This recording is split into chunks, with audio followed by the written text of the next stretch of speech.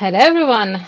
Thanks for joining. I guess this is our first episode in the new year. So, Happy New Year. I know it's a bit late in the January, but it's still the first month of the year. So, excited to be here with one of my good friend, Akansha. Welcome back and happy to see you and hear you from here. I know it's been a while, and I think it's just I forget every time I do this. I'm like, it's been so long. I forgot how to do this, but like we're back. We're getting ready to get kickstarted again. I'm really, really excited about this episode. I am too. You may have seen the name of the topic, so this time we are gonna hit it from the different angles. So we're gonna be discussing about AI in couple therapy, which is sound juicy and exciting. I'm super excited to be introducing to you our guest for this session, Berkan and Baki. I'll let them to introduce themselves. Over to you, Berkan. Hello, I'm Berkan. I am a software engineer, and I have recently written a study on AI and how it can be applied in very surprising ways, interesting ways, very human ways. And yeah, I'm looking forward to sharing that with you today. Awesome. Welcome. And I know we are kind of colleagues, working in the same organization, but I'm excited to have you as a guest. Baki, you're Berkan's supervisor in university, so I'll let you introduce yourself and tell us about yourself. Thank you. Thanks for having me. I'm a senior lecturer at School of Computer Science at UTS. Uh, I work with Berkan. I prefer that over supervising, so we work together on this project. He led it, and I, in a way, provided some advice, let's say. And then very briefly, I do research on human AI interaction through conversational user interfaces, and I usually ask my students to pick topics around this area. And Berkan, went ahead and defined this very cool project area by himself, and then we continued with this study. Very happy to be here. That's awesome. Super excited to have you both here with us. As you know, our podcast is surrounded with different topics around AI, so I'm excited to be tackling it from different aspects. So, with that, I want to see what was the reasoning behind this topic and then this research that you two started working on. Sure, yeah. Well, it began with just exploring the domain of study, really.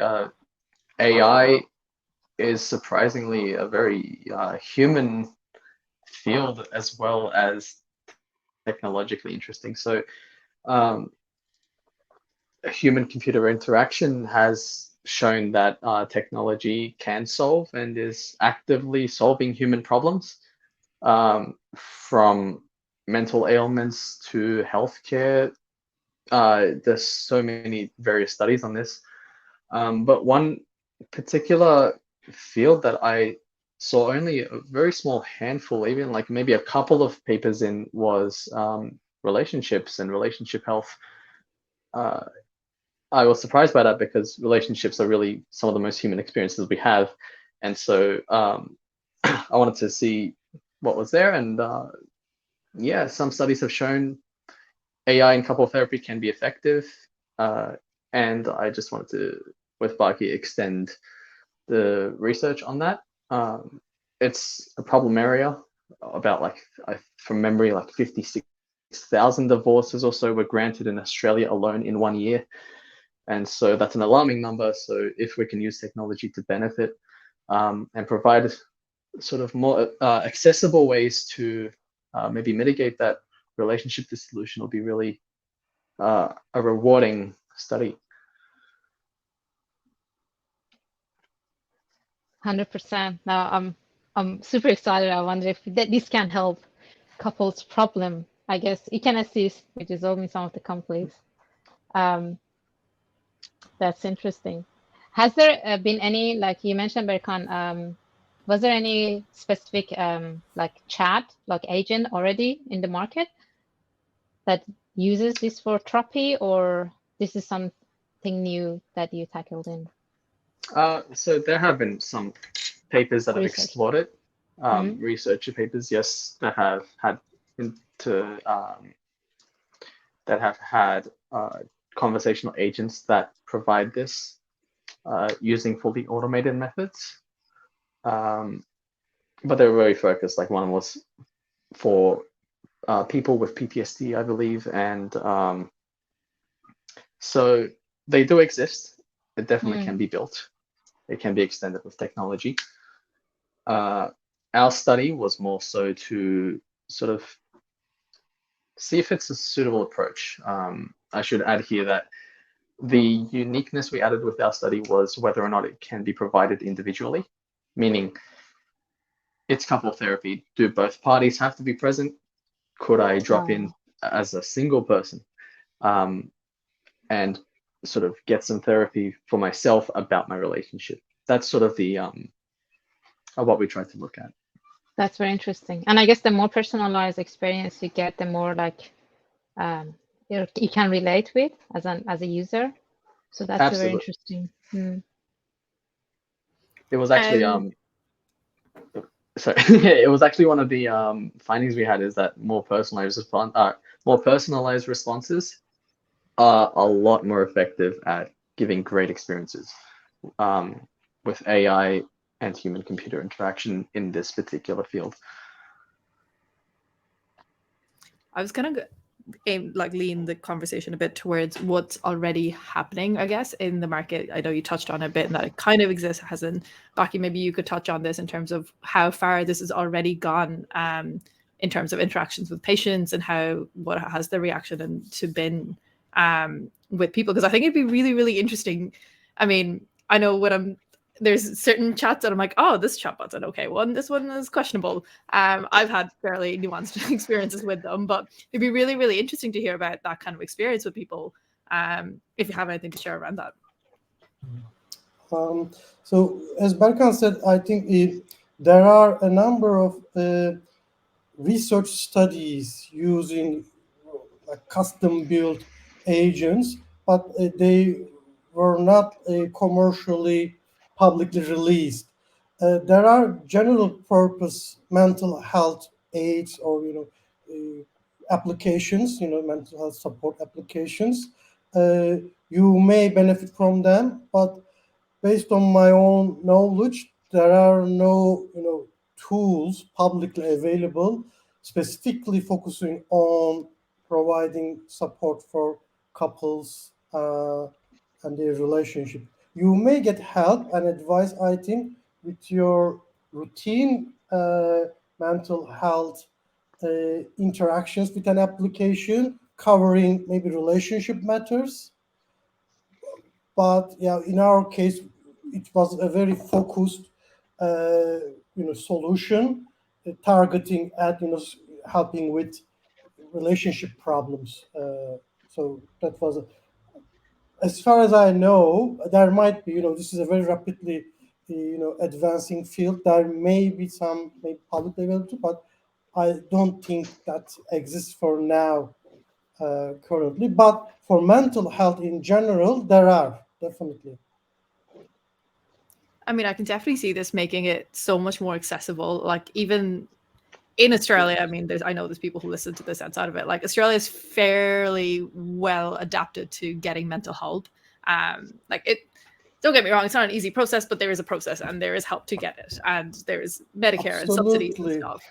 But this helps definitely make it a lot more accessible, I think, in that context where people can come and get help. Absolutely, yeah.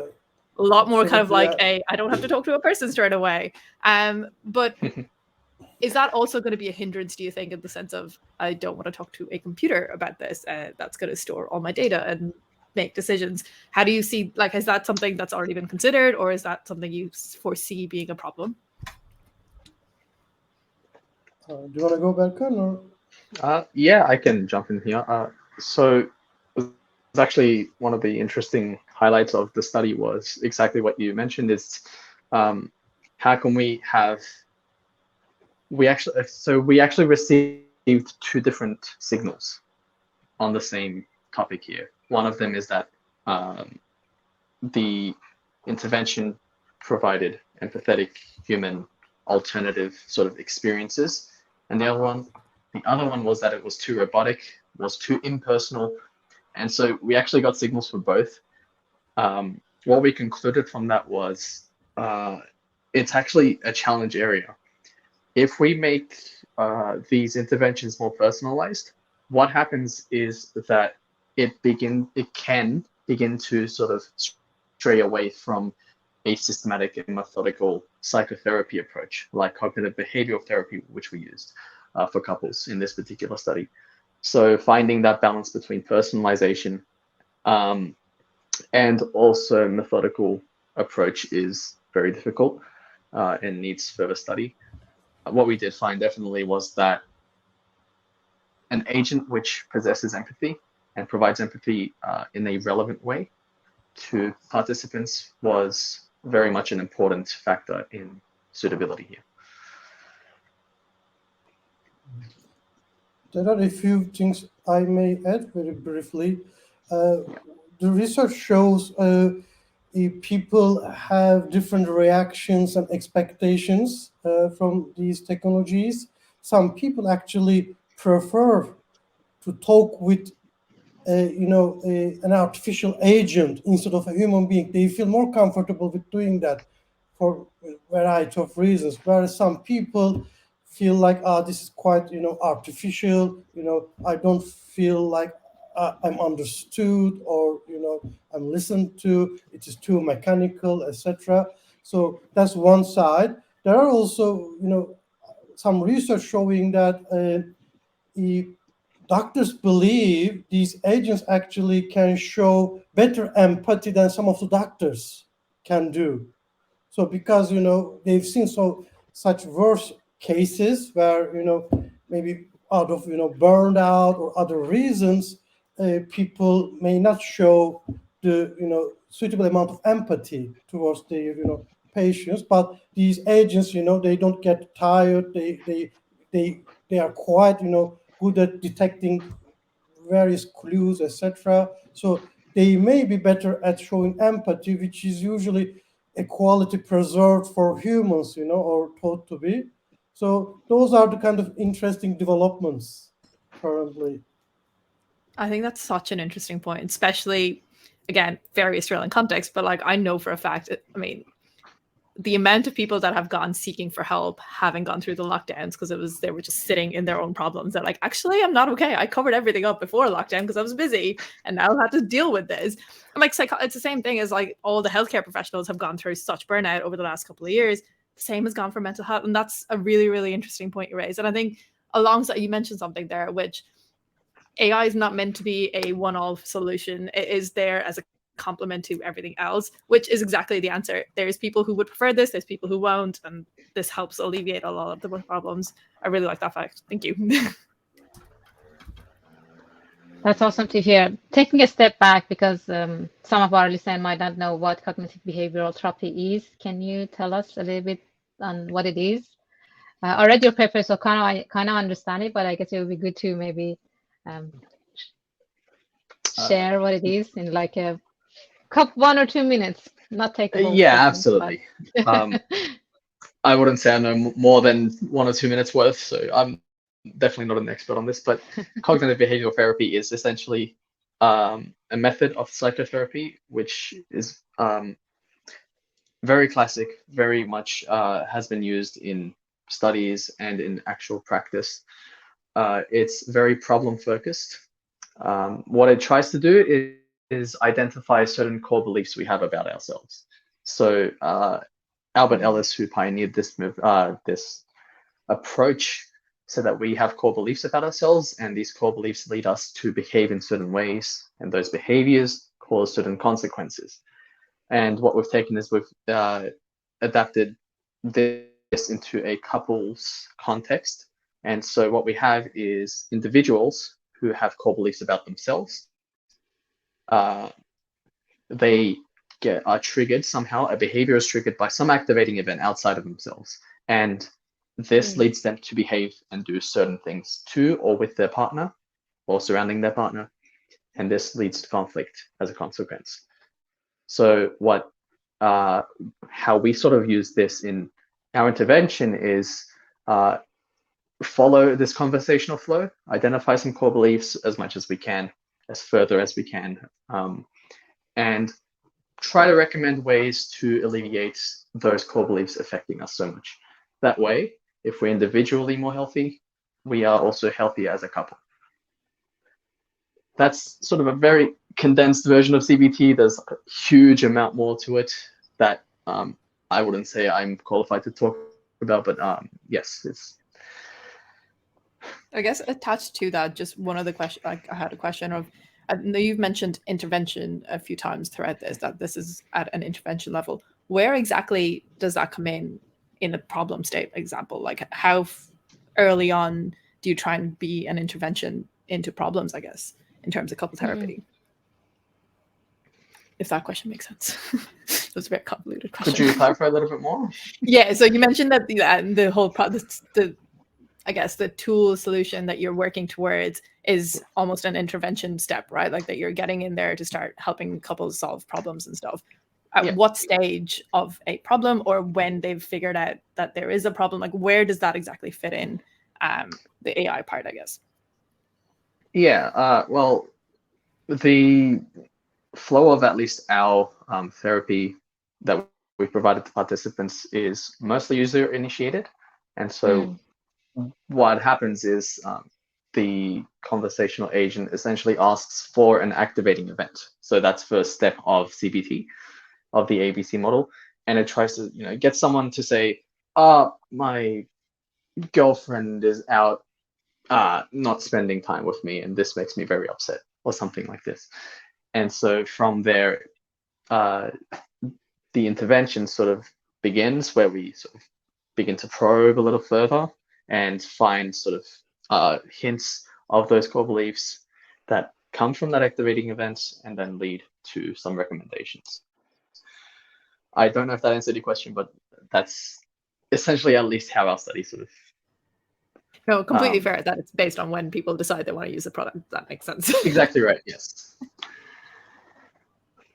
I think this is very interesting because the initial point, I guess the trigger point will be by user, and then at some point the agent will kind of intervene to provide the right answer based on the interaction that it's getting from the user. So it's interesting at some point. So it's kind of a managed intervention to some extent, which makes it interesting. And I guess there's a lot of data that can be captured that will help both sides, therapists as well as the help seeker.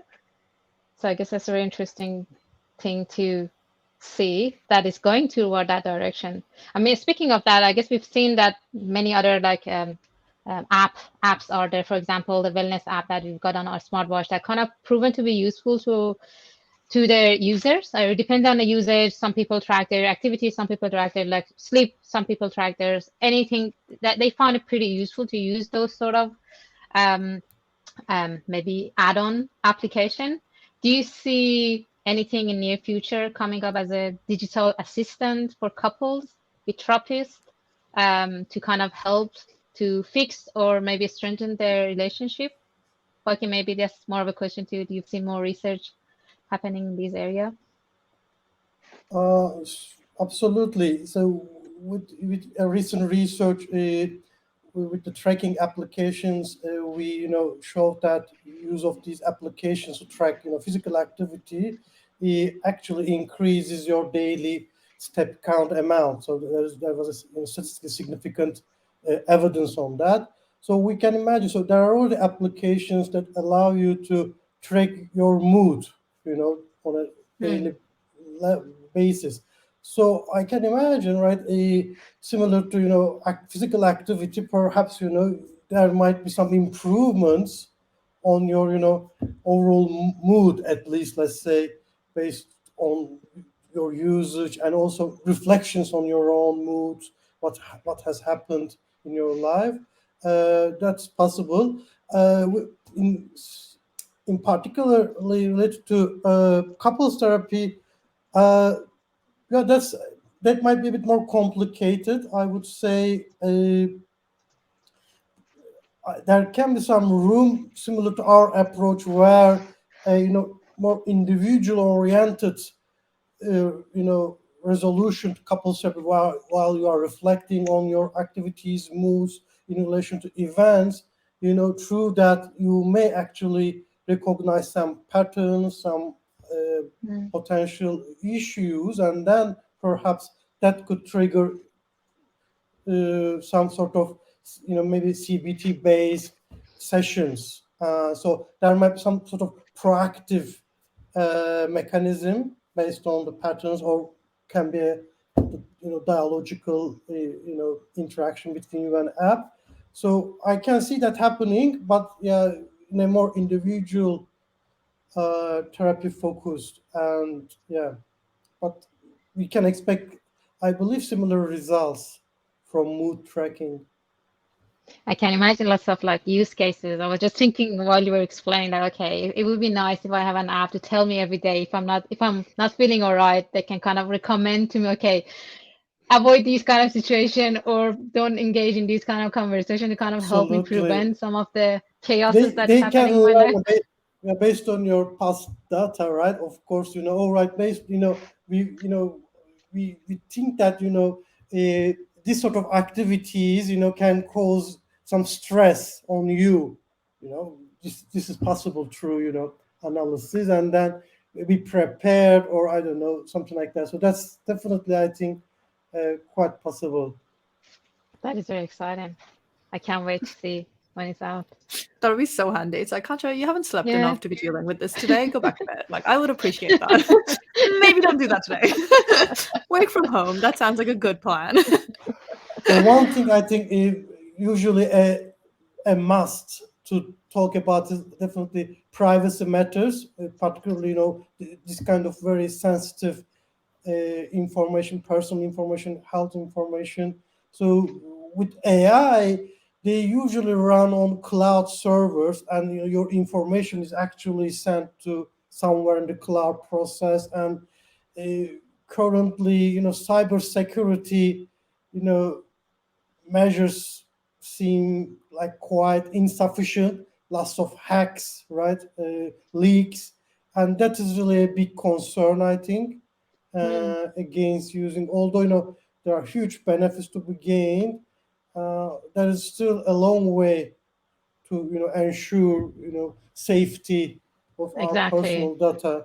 So yeah, that's something to actually address. There's Yeah. a lot of, yeah, I agree. There's a lot of consideration, and that like any suggestion that given to the user might not be like, so I guess there's many concerns. So we talk about the AI, like trades of AI. So we have to make sure that it's put in the good use and doesn't cause harm than benefit to the user. So yes, I understand. So We need to do more research to, there is one recent example.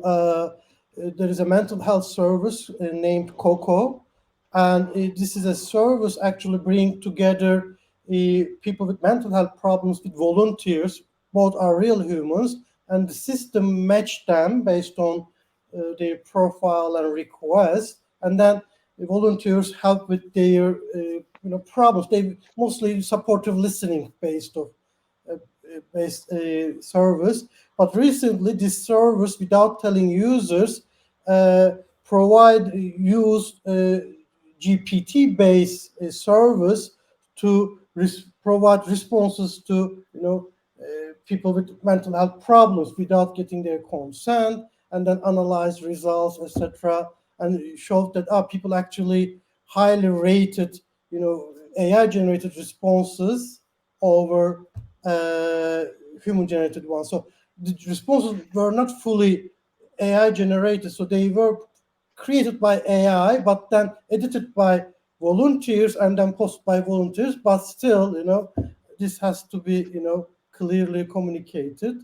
So yeah. yeah, companies definitely can do it, and we rely on them. But yeah, privacy, safety is still a bit wild west Yeah, situation, unfortunately. especially with healthcare compliance, so many things involved. No, 100%. But it's a good starting point, I guess, and I can see it's going like places. It's a very good initiative. So speaking of that, do you think the tools like ChatGPT that has become pretty popular in the past month or so is going to make a positive impact on these kind of therapies, or do you see that it could be dangerous at the same time? Very briefly, then I'll give it to Berkan. Look, with any kind of technology, it can have, positive and negative effects. True. I am on the positive side, but definitely we need to take, we need to be very cautious about it. But it's been already being used currently. So, for example, I recently read a magazine article, and a patient, actually transcribed his conversations with his, psychologist, and then asked ChatGPT to summarize their session, and then discuss the main points with his psychologist again. So look, there can be interesting use cases. So and it's already happening, and therapists can use it, the patients can use it. So it has some problems currently, like it can hallucinate, it can give inaccurate information, etc. As possible, but yeah, it has huge potential, definitely, and yeah, we'll see more and more interesting and exciting cases. Okay. True. Yeah, I completely agree, and I could probably add that with more powerful tools that use more powerful data, everything becomes more important. Of course, privacy becomes more important, what it does. So, vulnerabilities, I've seen ChatGPT do some crazy things like find vulnerabilities in existing banking systems, and so with healthcare, it has to be very, very much moderated, and you have to be mindful of that this is patient data. I like that it was heading towards the with great power comes great responsibilities. So That's true. Armando 100%. coming in there. I liked it. It is. But I think, I mean, from the sound, like, I know people have been talking about the randomest use cases for ChatGPT, and I think that's an upcoming episode now. I've just decided, I'm like, somewhere down the future that's going to happen, because it's just the most bizarre use cases that are coming through with it now. But I guess as a wrap up of a question, especially because this is such a, I want to say niche, it's not really niche, but it's such a topic that I never thought about the fact that AI would be in therapy in the first place. But is there something that maybe we haven't touched on that you want to mention, or even we have touched on, you're like, hey, this is important, please listen to this part, that you want to tell the listeners about AI in couples therapy, as a final point? I'd love to add that I'm by no means an AI expert. I know the absolute surface level of this technology, and